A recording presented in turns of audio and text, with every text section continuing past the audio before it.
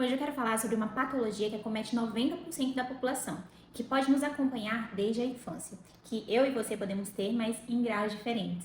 E que pior, a maioria dos exames de imagem não consegue identificar essa patologia, seja a ressonância magnética, tomografias ou radiografias, enfim. Esse tipo de patologia é conhecido como pontos de gatilho. Às vezes, eu não sei se já aconteceu com você, pode acontecer de você estar com alguma dor em uma região do corpo que mesmo tomando medicamento não resolve, ou por exemplo, você identificar uma região do teu corpo que está doendo, mas que ela alivia quando você massageia. Então, essas são características do ponto de gatilho. E eu vou hoje falar para vocês um pouquinho mais sobre essa patologia, por que ela acontece e como tratá-la de forma eficaz. Eu me chamo Fernanda Souza, sou fisioterapeuta e já ouvi coisas como: acho que a minha coluna tá meio encavalada, minha costela pode ter montado, ou acho que meu nervo deu um nó. E isso tudo é uma descrição de dores no corpo que podem estar associadas sim a um ponto de gatilho. Mas afinal, o que é um ponto de gatilho?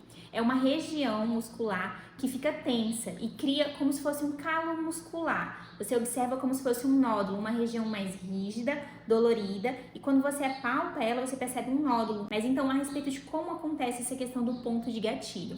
Ele pode vir a acontecer a partir de um estresse emocional ou um estresse físico, seja por conta de trabalho, uma posição ali em isometria, quem dirige muito tempo, fica muito tempo em computadores, ou fica muitas horas seguidas sentado. Isso gera uma tensão frequente de isometria do teu músculo, ou por exemplo em casos de movimentos repetitivos, em caso de salão de beleza, com cabeleireiros, pessoas que trabalham com cozinha, com limpeza, enfim, inúmeros trabalhos e rotinas que a gente tem ali de movimentos repetitivos podem gerar também esses pontos de gatilho por conta desse estresse muscular, que pode ser de isometria ou de repetição. Quanto a relações com a parte emocional, o que acontece? Quando você fica estressado, preocupado, ansioso, você também gera uma tensão muscular. Isso também vai gerar aqueles pontos de gatilho.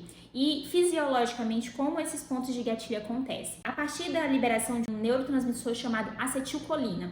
Esse neurotransmissor, ele é responsável pela contração. E quando você vai realizar uma contração, que você ativa aquele músculo ali, o teu corpo libera esse neurotransmissor. Quando a gente tem esses movimentos repetitivos, essa isometria repetida ali também, ou o estresse excessivo, o corpo começa a liberar muita acetilcolina. Essa liberação excessiva faz com que o teu músculo também se contraia de forma excessiva. E aí acaba que uma hora ele trava naquela contração, ou seja, ele tem que contrair e relaxar. Quando ela só contrai e ocorre essa liberação excessiva desse neurotransmissor, esse músculo ele só fica ali contraído e ele não consegue mais relaxar. Esse músculo rígido, ele gera uma isquemia, né? Então, o sangue não consegue circular direitinho naquela região, ele pode também comprimir nervos que estão passando ali por aquela região, então ele fica ali o tempo todo contraído. Diminui a circulação sanguínea, a oxigenação dos tecidos e das células e também a falta de nutrição desses tecidos, né? Então, ocorre ali a isquemia, falta de circulação sanguínea, acumula-se muitas toxinas e essas toxinas é o que gera uma sensibilidade nos nociceptores, a região que recebe a informação de dor. Então, tudo isso por conta desse ponto de gatilho gerado por conta do excesso de estresse, seja físico ou emocional. Então, quais seriam as diferenças do ponto gatilho ativo e do ponto gatilho latente? O ponto gatilho ativo seria aquele ponto de gatilho que está muito inflamado, que está ali ativo literalmente. E o ponto de gatilho latente é como se ele estivesse levemente adormecido. Então, quais as diferenças? No ponto de gatilho ativo, ele vai estar sensível, independente de você tocar ou não, movimentar ou não, ele está com a dor constante e espontânea, né? É quando a gente está com aquela dor de qualquer jeito dói. Já o ponto de gatilho latente só dói se você estimular o ponto, ou seja, com uma pressão ali forte na região, você procurando, você sente aquele nódulo e aí você sente um desconforto e uma dor. Se o ponto gatilho está com uma inflamação ativa, então aquela região fica constantemente doendo e irradiando. Já no ponto gatilho latente, a dor é irradiada só com a compressão. Então eu aperto aqui e a pessoa fala: nossa, eu tô sentindo lá na minha mão. Então fica bem claro que um se trata de uma inflamação aguda e o outro se trata de uma inflamação crônica. Todo ponto latente, uma hora passa a ser crônico. Todo ponto que está inflamado ativamente, mesmo que você não trate ele pode parar de sentir aquela dor ali aguda e passar a ser um ponto latente, né? Então, um ponto gatilho que fica crônico ali. Você só sente quando mexe ou quando força. Então, o que a gente precisa entender é que ambos os pontos podem ser transformados e convertidos um em outro. O ponto que está ali latente, adormecido, a partir de um esforço físico passa a ser ativo e vice-versa. E isso por quê? Porque eles não desmancham de qualquer forma. Então você pode esquecer aquele ponto ali por um tempo, mas ele pode voltar a ficar ativo, ou se o ponto tá ali doendo, incomodando e você não faz nada, ele passa a ser crônico, no entanto ele ainda tá lá. E esses pontos de gatilho podem surgir em qualquer parte do nosso corpo, desde a cabeça até o pé, inclusive na pelve, que é uma das minhas áreas de atuação. Então eu sempre trago esse assunto da pelve aqui também, que seria ali, né, nossa região íntima. Essa região também pode ter pontos de gatilho, ou seja, qualquer local que tenha músculo pode surgir ali um ponto de gatilho. E aí mais pra frente eu vou estar falando sobre esses pontos de gatilho na pelve e também como tratar esses pontos. O que é muito interessante a respeito dessa dor irradiada também, do ponto de gatilho, é que as pessoas às vezes se assustam com essa dor irradiada. Por exemplo, tô com uma dor nas minhas costas que desce pro meu braço. Isso é muito comum é um sintoma comum do infarto. Então, muitas pessoas chegam até mim falando assim, nossa, eu passei primeiro pelo cardiologista, passei no médico preocupada achando que eu tava infartando, e aí o médico me mandou pra fisioterapia, daí é que a gente explica o que tá acontecendo, que não se tratava de um infarto e sim de um ponto de gatilho.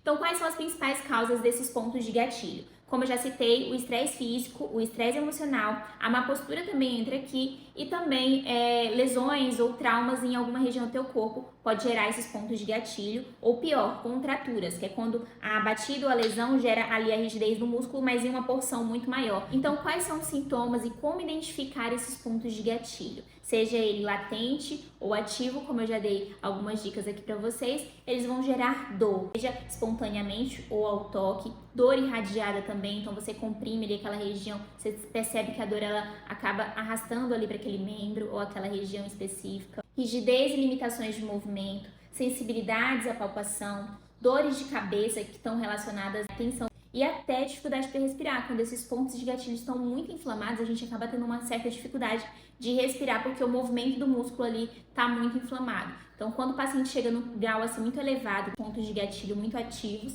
a pessoa tem até dificuldade para respirar. Então, quais são os principais locais que acontecem esses pontos de gatilho? Como eu já citei, ele pode acontecer em qualquer parte do teu corpo, mas os mais comuns são nessa região do pescoço, né, do trapézio, regiões da lombar, glúteo médio ou piriforme, que é aquela região ali do ciático, onde a dor desce para a perna. Dores também no pescoço ou na escápula, que levam ali aquela questão da torcicolo, quando chega num ponto mais avançado. No rosto também, é muito engraçado quando os pacientes vêm até mim fazer uma sessão de liberação, quando a gente começa a avaliar e tratar esses pontos, e eu encontro pontos de gatilho em regiões do rosto, como aqui na têmpora ou no axilar, e começando a mexer ali, eu pergunto da pessoa se a pessoa tem bruxismo, ou se a pessoa costuma ter muitos quadros de estresse, e a gente começa a identificar esses pontos, a pessoa fica, meu Deus do céu, até meu rosto dói, como é que tem ponto de gatilho, dói até na minha testa.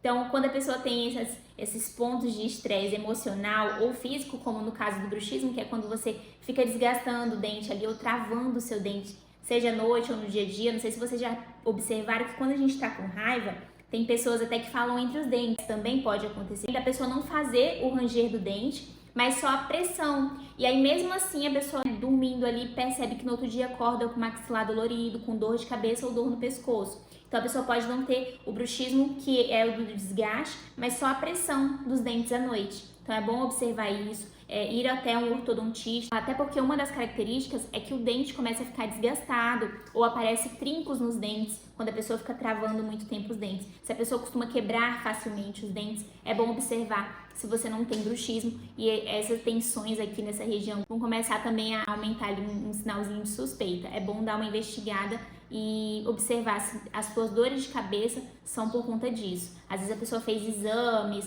passou por médicos e não sabe por que tem dor de cabeça frequente, por que tem dor no pescoço frequente, e pode ser por conta do bruxismo, né? Tensionando toda essa região e gerando essas dores de cabeça por conta dos pontos de gatilho. Outra região que também gera um certo susto, né? Uma certa surpresa nas pessoas é descobrir que a região íntima pode ter pontos gatilhos também. E isso pode levar a sintomas como ejaculação precoce, dor na relação, dor ao fazer exames ginecológicos, ou também a constipação. Às vezes a pessoa se alimenta bem, bebe bastante água, mas a musculatura ali é tão rígida que a pessoa não consegue evacuar, e isso gera as constipações.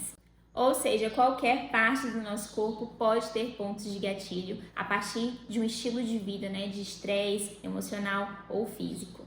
O último vídeo que eu postei aqui, eu vou deixar aqui nos cards, caso você não tenha assistido, eu falo sobre a fáscia, que é como se fosse capinhas que envolvem os nossos músculos, envolvem outros tecidos do nosso corpo, mas nesse caso aqui dos músculos, ele acaba sofrendo junto todas essas questões, né, do estresse, da parte emocional ou física, da falta de movimento e exercícios, e acaba que um trabalha em conjunto com o outro. Então, quando a gente fala dos nossos músculos, a gente precisa falar também das fáscias que vão estar aí trabalhando juntos. Os dois têm necessidades de movimento, de alongamento, de amplitude de movimento, e para que eles estejam saudáveis, ele precisa que a gente se movimente com frequência. Então, todos esses pontos de gatilho, eles vão estar associados também com a fáscia, que quanto mais rigidez, quanto mais travada aquela região, mais vai ter aderência ali. E como eu falo no vídeo da fáscia, quanto mais parada aquela região, né? Então quando a gente tá com a dor, a gente acaba querendo ficar mais paradinho, mais quietinho para não estimular aquela dor, e isso acaba piorando a situação, porque a fáscia vai desenvolvendo ainda mais colágeno e colando ainda mais aquela região que já tá rígida por conta dessa tensão muscular. Isso vai virando um ponto crônico e que a gente pode chamar mais para frente ali de uma fibrose. Então todos os tecidos ali acabam ficando muito rígidos, e na hora de ser trabalhados, de ser desmanchado esse ponto de gatilho, a gente tem muito mais dificuldade. Então, como é feito o diagnóstico e a avaliação fisioterapêutica? A gente vai lá no paciente, tocar na região e observar se encontra ou não pontos de gatilho. Então, é muito fácil de identificar e de diagnosticar esse paciente. Antes de falar sobre tratamentos e soluções, se você está gostando desse vídeo, se te interessa aprender mais sobre saúde e autocuidado, já se inscreve aqui no canal e ativa o sininho para não perder mais nenhum vídeo. Então, quais as opções de tratamento que a gente tem e formas de prevenir o surgimento de novos pontos de gatilho? Eu vou dar para vocês 4 itens do que costuma ser mais eficaz. Em primeiro lugar, é a liberação miofacial. Para quem não conhece, a liberação miofacial é uma terapia manual aplicada comumente por fisioterapeutas. A gente aplica uma massagem, mas que é muito diferente da massagem relaxante. A massagem relaxante, ela é mais superficial. Já a liberação miofacial, como o nome diz, né, miofáscia, a gente aplica bem profundamente para alcançar esses tecidos, que é a fáscia e o músculo, causando ali uma vasodilatação, provocando o aumento dos vasos sanguíneos para varrer aquela região desse acúmulo de toxinas que eu já falei para vocês, que é o que gera toda dor e desconforto e que mantém aquele ponto de gatilho ali travado por excesso da acetilcolina. Então, essa vasodilatação gerada pela compressão da liberação miofacial é que vai varrer aquela região desses metabólicos, né, que geram toda essa inflamação e essa sensibilidade. Então, é muito comum as pessoas falarem que a liberação miofacial ela é um pouco mais desconfortável, até porque a gente está tratando ali de uma dor já, e aí para comprimir, para soltar, para aumentar a circulação sanguínea, a gente pressiona, o que acaba gerando num momento um certo desconforto, mas que é com o propósito de tirar aquelas toxinas da região e aliviar. Então, para quem já fez e conhece a terapia manual, sabe que a massagem através da liberação miofacial ela é uma massagem mais profunda, diferente das massagens relaxantes, e é por isso que ela acaba tendo um resultado muito melhor nesse alívio dessas dores. É muito comum as pessoas relatarem que após a sessão, no dia seguinte, ela ficou com a sensação ali de que fez um treino, uma atividade física. O tecido está se recuperando de um processo inflamatório, mas aquela dor que a pessoa tinha em agulhada, era uma dor fina, uma dor muito desconfortável, ela não é mais a mesma, e isso é um processo natural do organismo. Algumas pessoas chegam até mim perguntando a respeito da ventosa. Existem artigos que contradizem, né, o efeito da ventosa, e o objetivo da ventosa, da liberação miofacial e do próximo tópico que eu vou citar, que é a acupuntura e o Drainelig, é exatamente esse: aumentar o fluxo sanguíneo de uma forma que esses metabólicos, nessas toxinas, possam sair daquela região, diminuindo a sensibilidade, soltando aquela fáscia e aquele músculo. Então, o que a ventosa faz? Ela acaba fazendo uma sucção daquela região, gerando também ali um aumento da circulação sanguínea. No entanto, ela é um pouco mais superficial, tanto que a pele fica bem roxa ali naquela região, por conta daquele sangue que é puxado ali, fica também, em algumas teorias, ele ficaria também preso, né? Então, o que é mais indicado de acordo com os estudos e com o que a gente tem visto em atendimento clínico? A liberação miofacial mesmo. Não estou dizendo que você não pode aplicar a ventosa, que você não pode procurar a ventosa, ela pode sim somar, mas comparado à liberação miofacial, a gente acaba vendo muito mais resultado. Outra terapia muito aplicada no caso dos pontos de gatilho é a acupuntura ou Drainelig. Ambas trabalham com a aplicação de agulha na região do ponto gatilho e o raciocínio acaba sendo o mesmo, né? A agulha ela vai entrar naquela região, provocando ali o aumento da circulação sanguínea, e isso faz com que essas toxinas também sejam retiradas da região, e dentro dos atendimentos de clínica a gente vê um efeito muito bom. Normalmente, dentro do meu trabalho, eu acabo focando bastante na liberação miofascial e quando eu vejo que os pontos estão diminuindo bastante, estão bem menores, mas mesmo assim estão com alguma resistência, eu coloco a agulha para finalizar aquela liberação e fazer algo mais profundo. Outra opção que pode ser aplicada é a termoterapia ou a eletroterapia, para estimular ali a circulação sanguínea. Então, a bolsinha de água quente pode aumentar também a circulação sanguínea, vasodilatação, melhorar a circulação ali e levar essas toxinas embora. No entanto, o efeito não é tão bom quanto a terapia manual. Então, como primeira opção, a gente tem a liberação miofascial e as terapias manuais. Como segunda opção, o agulhamento, que acaba sendo um pouco mais profundo, mas que somado à liberação tem grandes efeitos. Como terceira opção, a gente tem então a termoterapia ou a eletroterapia, todas no mesmo raciocínio de aumentar a circulação sanguínea e retirar aquelas toxinas do local, do músculo que está tendo essa isquemia. Uma outra opção de tratamento que a gente tem é a atividade física, que costuma ser subestimada, nesse caso do tratamento de pontos gatilhos e na prevenção de pontos gatilhos. Mas existem 5 benefícios da atividade física nesse contexto de pontos gatilhos e tratamento. A atividade física regular ajuda a manter seus músculos irrigados, oxigenados e mais resistentes. Ela reduz o estresse, alivia as tensões e melhora o equilíbrio muscular. Tudo isso ajuda a prevenir e até tratar os famosos pontos gatilhos. Mas o segredo está em fazer com consistência, com técnica e no seu ritmo. Então, citando os 5 benefícios que a atividade física vai ter, o primeiro deles é a melhora na circulação sanguínea, que vai diminuir esse acúmulo das toxinas e melhorar o aporte de oxigênio e nutrientes, evitando isquemias no tecido muscular. O segundo benefício seria através da redução do estresse na liberação de endorfina. Então, a atividade física tem esse benefício de gerar bem-estar e diminuir o nosso estresse, atuando ali na parte emocional desses pontos gatilhos também. O terceiro benefício seria o controle motor. Exercícios bem orientados ajudam a manter o músculo ativo de forma equilibrada, evitando sobrecargas em pontos específicos, evitando também pontos gatilhos em pontos específicos do teu músculo, pois a tua musculatura ela tem um equilíbrio na movimentação e isso faz com que haja também uma prevenção de novos pontos gatilhos. O quarto benefício da atividade física seria a parte do alongamento e da mobilidade. Pessoas que têm maior flexibilidade diminuem as aderências dos tecidos e acabam também melhorando ali a questão da mobilidade do movimento, evitando a rigidez, a aderência dos tecidos, que é uma característica do ponto gatilho. E o quinto benefício da atividade física é o reforço muscular. A pessoa que pratica atividade física, ela tem uma força muscular diferente, então não vai ser a rotina do dia a dia ali dela que vai lesionar ela facilmente, já que essa força muscular dela acaba protegendo ela de novas lesões devido à fraqueza. Inclusive, eu tenho um curso de Pilates em casa. Se você se interessa em praticar alguma atividade física em casa e prevenir o surgimento de novos pontos gatilhos, eu vou deixar o link aqui na descrição, caso você tenha interesse. Você encontra lá exercícios de mobilidade, alongamento, de Pilates, do básico ao avançado. Então, se você tiver interesse, eu vou deixar o link aqui na descrição. Além desses cuidados, existem outros cuidados que você pode ter em casa, que são cuidados básicos para prevenir o surgimento de novos pontos gatilhos. Sejam as automassagens, eu sempre oriento os meus pacientes a terem em casa aparelhinhos para fazerem automassagem, ou criem o hábito de sempre procurar um atendimento de terapia manual, de massagem, de liberação miofascial, mesmo que seja a cada 30 dias, a cada 2 meses, 3 meses. Se você não é uma pessoa que costuma se estressar tanto, que é mais tranquilo, que não costuma ter dores, então a cada 6 meses procurar alguém que possa te auxiliar na terapia manual, que é tão negligenciada, as pessoas tratam as terapias manuais como se fosse um luxo, mas é uma necessidade para uma qualidade de vida, um estilo de vida saudável. Outro cuidado seria a ergonomia no teu dia a dia, então tomar cuidado com a postura que você tem durante o dia, a não ficar muito tempo na mesma postura, seja assistindo uma TV ou lavando uma louça, então sempre procure se movimentar, não ficar muito tempo naquela mesma posição, que isso também tende a gerar os pontos gatilhos. Outra opção que a gente tem é tentar administrar o estresse. É difícil, né? Fácil falar, mas você inclui na sua rotina